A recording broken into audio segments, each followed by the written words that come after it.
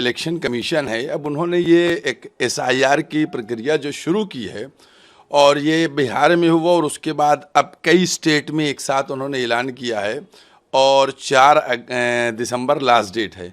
इसमें किसी को ये भ्रम पैदा करने की ज़रूरत नहीं हो, ना करना चाहिए कि वोट आपका कट जाएगा।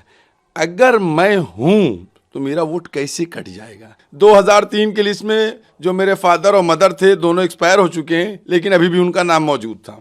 अब ये नाम हट रहे हैं, जब हटेंगे तो कम होंगे। इसी के साथ साथ मेरा बेटे का एक नाम नहीं था, वो बढ़ रहा है। 2024 में लोग कह रहे थे कि मेरा नाम नहीं है, मेरा नाम नहीं है।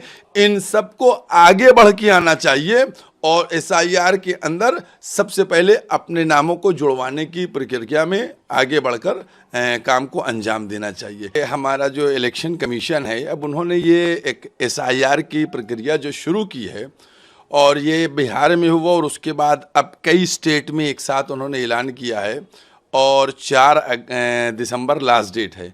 मैं ये समझता हूँ कि इसमें किसी को ये भ्रम पैदा करने की ज़रूरत नहीं हो, ना करना चाहिए कि वोट आपका कट जाएगा।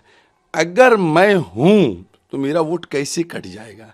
अगर हम एक्टिव हैं तो कैसे वोट कट जाएगा। बल्कि अगर इसको आप पॉजिटिव लीजिएगा तो मैं ये समझता हूँ कि अगर आपका वोट नहीं है तो आप अपना वोट जुड़वा लीजिएगा। तो इसको इस अंदाज से भी आप देखिए कि ये एसआईआर की जो देखिए हर चीज़ को रिफाइंड होना चाहिए।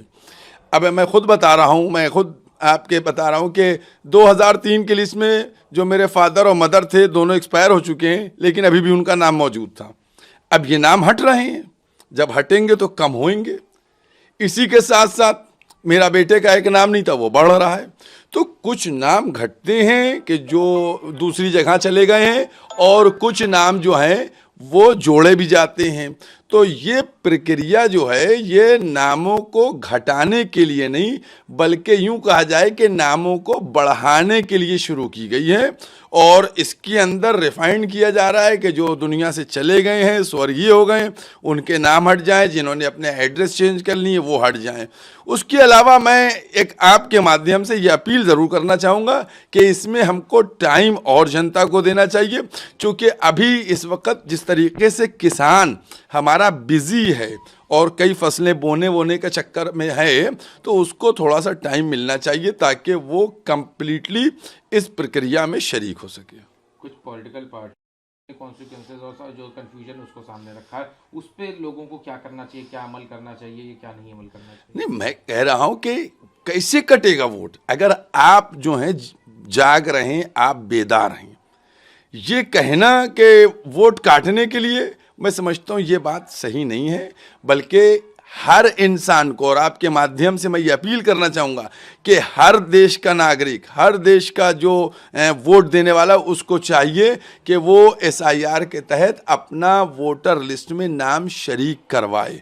इसीलिए प्रक्रिया शुरू की गई है ताकि आपका भी नाम ऐड हो सके। अब अगर हम सोते रहेंगे तो मेरा नाम ऐड नहीं होगा, फिर जब इलेक्शन का ज़माना होगा तो कहेंगे मेरे लिस्ट में नाम नहीं है। अक्सर ऐसा होता है। और मैं तो आपके माध्यम से ये भी अपील करना चाहूँगा कि अभी जो 2024 में लोग कह रहे थे कि मेरा नाम नहीं है, मेरा नाम नहीं है, इन सबको आगे बढ़ के आना चाहिए और एसआईआर के अंदर सबसे पहले अपने नामों को जुड़वाने की प्रक्रिया में आगे बढ़कर काम को अंजाम देना चाहिए। लिहाजा जो भी देश का नागरिक है, जो भी वोट देने के लायक है, वोट दे सकता है, उसको चाहिए कि इसके तहत अपना वोटर लिस्ट में नाम को जुड़वाए और जो उसके घर वाले या जो रिश्तेदार ट्रांसफ़र हो गए हैं, दूसरी जगह चले गए हैं या जो स्वर्गवासी हो गए, उनके नामों को हटवाएं। मैं ये समझता हूँ कि इससे जो अब लिस्ट आएगी ये बिल्कुल रिफाइंड होके आएगी और क्लियर होगी और इसको हर एक कबूल करेगा। अब उसमें निकलेंगे भी और जुड़ेंगे भी।